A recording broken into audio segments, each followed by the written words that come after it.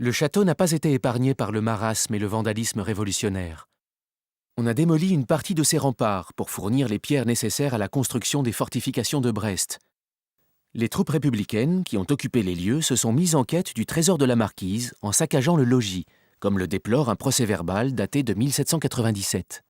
La fortune dont jouissait la défunte Coitancecourt, faisant présumer qu'elle avait de l'argent caché, cette idée porta les militaires à bouleverser toute la maison, de sorte que tous les lambris et planchers ont été enlevés et ensuite brûlés en grande partie, que les tuiles des chambres et corridors ont été arrachées, les plafonds percés et abattus en partie, que presque toutes les vitres ont été brisées et emportées, ainsi que le plomb qui les soutenait, les croisées et abat-vents rompus et en partie brûlés.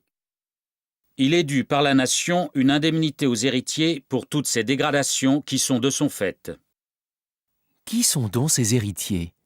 La marquise n'a pas laissé de descendance. Et voilà qu'en 1799 apparaît un lointain neveu dénommé Charles de Brillac, qui rachète Kerjan, vendu comme bien national pour 98 000 francs. Après les soldats, c'est le nouveau propriétaire qui entreprend de démanteler le château morceau par morceau pour en vendre les matériaux, le plomb, le bois, la pierre. Au début du XXe siècle, c'est un château bien dépouillé et dont l'entretien coûte une fortune que la dernière propriétaire, la comtesse de Coëtgourden, se résigne à vendre après le décès de son mari. Sa lettre au préfet du Finistère, datée de 1909, exprime sa volonté de sauver Kerjan de la destruction. Monsieur, vu mon grand deuil si récent, je n'avais pas eu le courage de vous écrire.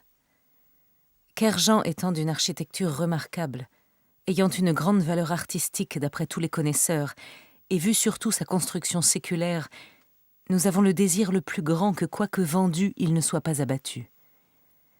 Veuillez donc, je vous prie, monsieur, faire part de ma proposition au directeur en chef des Beaux-Arts et vouloir bien me donner une réponse le plus tôt possible. L'État exauce son souhait en 1911 en rachetant le château. Le XIXe siècle a vu Kerjan tomber en décrépitude.